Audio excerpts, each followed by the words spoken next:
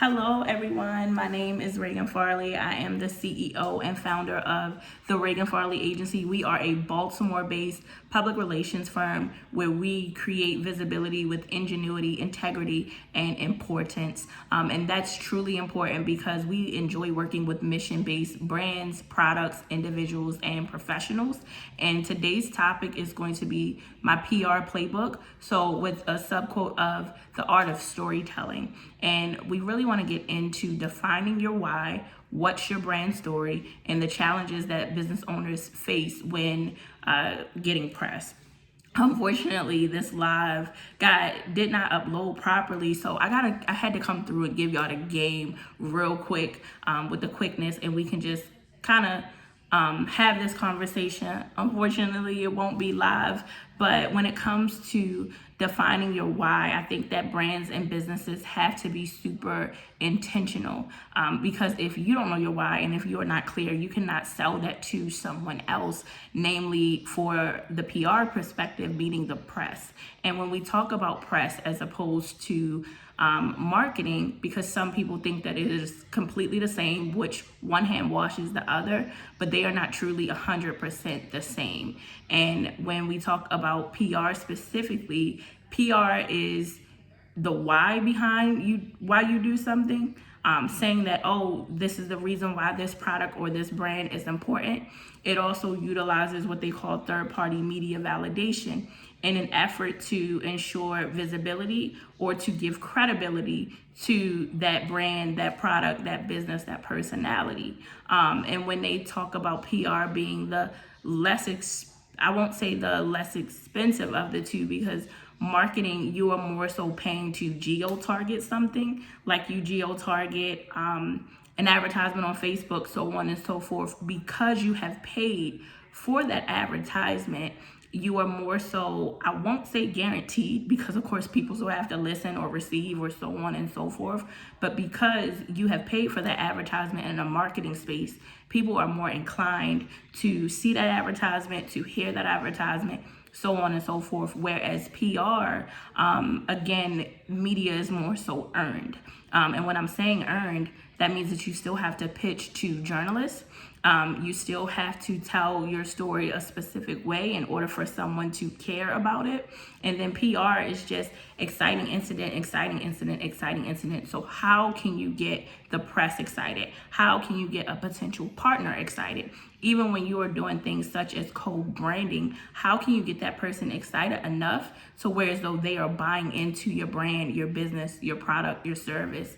And when you are looking to hire a publicist, I think what happens there is that you want to really feel like you have done enough of the work on your own in an effort to have someone manage your PR, your press, your inquiries, so on and so forth. Because what happens is sometimes people hire a publicist too early, and PR is just a luxury service that so many people think that they need, but then they aren't sure what PR is. So is PR management? No, it's not, because a manager is handling your operations. Is it marketing?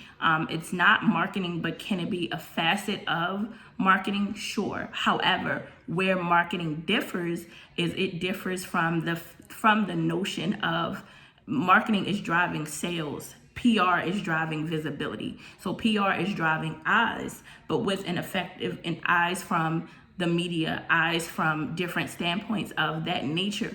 But with an effective marketing strategy, marketing is driving sales. So butts and seats, clicks, bait, all of those other things. And then PR is giving it that stamp.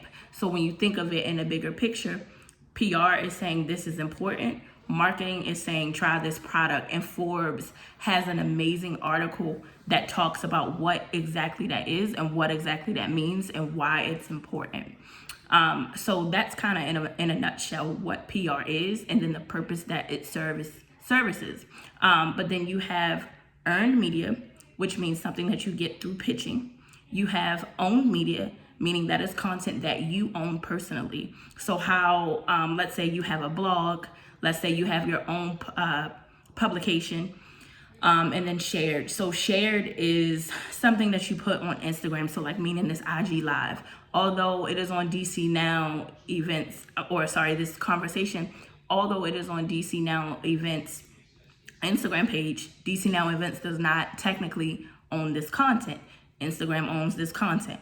And I think we always want to come from a space, or I always encourage my clients to come from a space of creating content that they own, because that's content that will live forever. No one can take it away from you, even if things do get shut down, right? Especially with how this algorithm on social media is kind of just interesting right now. So with it being interesting, how can you still talk to your audience? So we have owned, earned, shared, and just different things like that, to where as though you can look at media as a bigger picture and say, hey, there's more than one way to skin a cat.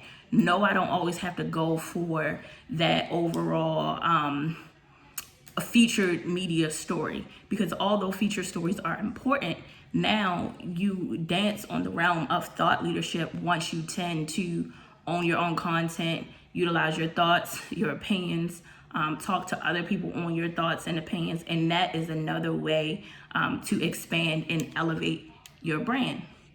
So we have that. We talked about defining your why. Again, when you're defining your why, what's your purpose? What's your mission? What's your value set? Are you in a niche market? Are you in a unique space? Are you a woman of color? Are you black? Right now it's a prime time to be black. So selling that story to the media, if you're doing something innovative, if you're doing something in your hometown, because we skip that whole narrative of hometown press, when your hometown should be the place that's backing you, so on and so forth. So can you submit yourself to hometown press, or can you hire a publicist to help submit you to hometown press? So don't skip your hometown press, meaning your local news, your local television, your local radio station. And even someone asked me earlier before the live ended, what they asked me is, what about your local bloggers, your local podcasters? And what happens there is folks will forget those local bloggers, those local podcasters, when they are such a unique incentive to cover you, because they're excited about you. They don't mind. They need content as well. So cherish them the same way that you would cherish a bigger media platform. I give and I urge my clients to give flowers to local press, or hometown press, or even what people can, and I hate this term, what people consider to be smaller outlets, because to me, all outlets are created equally. So I love local DC press just as much as I love national press. Your quote unquote, what people tend to call your bigger press outlets. To me, they all get treated the same, because when that bigger outlet won't cover you every single time, that smaller outlet, or that outlet that may be less known, will. And then there's also that notion of local bloggers might necessarily go on to write for Hot 97 or BT.com or Revolt or Fox Soul. So you can't miss your mark when channeling that energy, or you can't miss your mark when telling your story to those guys either, because you never know who, what, when, where, why a person will end up. So give people the opportunity, for sure, when telling your story. And then some challenges when getting into the press. Some of the things that I see when I've heard stories of people pitching themselves for opportunities is it's a lack of information. It's a lack of resources. It's a lack of knowledge on how you should be pitching. But then it's also a lack of not knowing, right? And I think we live in a mindset of, oh, I have to do everything on my own because I am an entrepreneur, and I understand that. But sometimes you do need to hire a professional, or at least get advice and opinions from a professional, because that's super important. It'll give you clarity. It'll give you insight. Even if you can't hire that person full time, there's always part time. There's always on a consultation basis.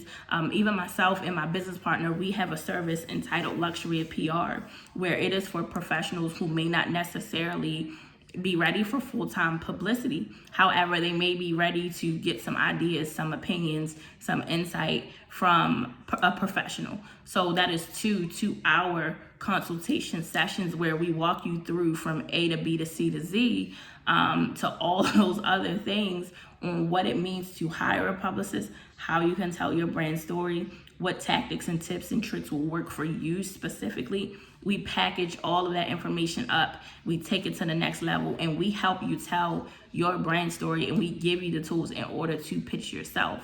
And that can be really helpful because you may not know, a journalist. You may not know how to react. You may not know how to engage. You might just need some help fine-tuning your craft and different things like that. However, I think that sometimes the best way when you may not necessarily be ready for a publicist is getting that advice, getting that insight, getting those tips, getting those tricks, and kind of moving from there. So that's kind of what I think when you are, reaching out to someone. You may not necessarily be ready. You're interested in telling your story. You don't know where to start. And even what I think about podcasters, local podcasters versus, blogs and then those bigger platforms. Definitely don't skip the small at all. Even Bill Gates has a quote that says, if I was down to my last dollar, I'd spend it on public relations. And that's because although a billionaire, he knows the value of storytelling, brand identity, getting your narrative out there, because those things are truly, truly, truly important when you're building. And then another question that I received for the evening is, what is shock value and how does it differ from real value? I think when someone is doing something for shock value, that is to get, literally at its core, what it says. It is to get eyes, it is to get attention, it is to shock the media, the press, personalities, consumers, so on and so forth. And when you do anything for shock value, it could work very well, but it could also work horribly. And we've seen instances in the news. We've seen Tory Lanez and Meg Thee Stallion. We've seen Jada and Will and August, and we've seen so many different scenarios where sometimes media will just take the ball and run with it. And I think you always want to have a strategy if you're doing something in a way to shock people. And I think that can differ from real value because you can't control. When it's shock value, you cannot control the things on that side. Someone else is controlling that narrative. So I believe that can be pretty damaging if it does not work in your favor. You never want anyone else to control your narrative but you, your team, anyone who is responsible for your storytelling, because when it hits the fan, it can get out of line and it can be damaging to your career. So you want to make sure that you are always in the forefront and always intentional when sharing that story. Another question that I received was, how can you identify your brand identity for your brand clients? I think when clients are worrying about their brand identity, a few things that they need to worry about. Who are they looking to impact? What audience are they looking to speak to? Who can they intentionally serve? Why is what they're doing important? And I think if you come up with that, then you know your brand identity, because you have to realize what audience is it that you're talking to. So when you're talking to the correct audience, you know how to sell from that audience, you know how to be intentional when speaking to that audience, you know the media markets that you're interested in seeing that audience in. You can talk from a different level of understanding. So I think that you really just need to be intentional when figuring out, one, your why, then two, that brand identity. Again, work with a professional, hire a team, hire some interns. That doesn't mean run out and spend, your entire budget. But I also do believe that you can tell when someone does not invest in their brand, in their service, in their mission. So definitely write those things down. There's even different creatives provide different services also when telling your story. Some folks offer free consultations to help you get to that next level. But just definitely consult with people and see what they're talking about, see what they're thinking, see if they have anything that can add value to you as you're building your brand, your business, your products, so on and so forth. And another question that I receive is, if PR is a luxury service, what necessarily is a la carte that everyone can get from a PR service? So I do not believe in a la carte PR services, and this is just me personally, because what happens there is with a la carte PR services in particular, sometimes, even if it's something as simple as a press release, right? If I'm writing a press release for you, now beyond that, I have to edit it, which editing additionally can be another charge. But then when it comes to me sending it out for you, journalists, that's now an ongoing conversation with a journalist. So now that is me continuously working on this until that press is secured. And when leading up until press getting secured, I think can be very time consuming. So that's one of the reasons why I actually don't do a la carte services, again, only because I would be working around, I won't say necessarily around the clock, but I would be working consistently to make sure that one, you always, that press is secured. So that's one reason why I don't do a la carte services. However, I do have services for creatives that are looking to hire a publicist and may not necessarily have that entire fee for a publicist. And that's kind of it in a nutshell.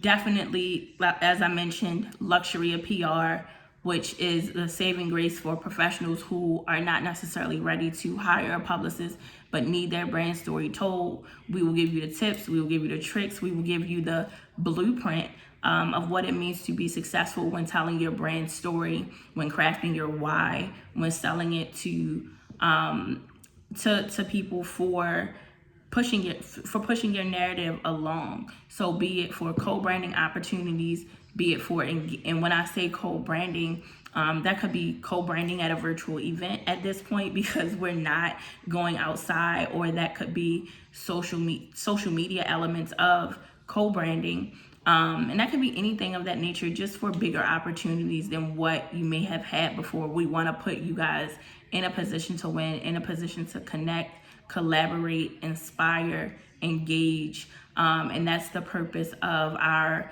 luxury of PR service. And as I mentioned earlier, I guess bigger picture, I just want you guys to really take away the marketing versus PR thing. So again, PR is saying, this is the why behind this person's story. Marketing is saying, hey, try this product, and just being intentional with the notion of selling your story. Marketing and PR all differ in various ways, and I think that it's truly important to push the envelope when it comes to creating engaging, exciting content, and then having PR speak for itself through relationship building, integrity, and just importance and things of that nature. So thank you so much, DC Now Events. I'm super excited to speak with your audience. I'm super excited to engage with your audience. Please connect, please follow. My website is reganfarley.com. Again, we create visibility with ingenuity, integrity, importance. And thank you so much. Have a good night.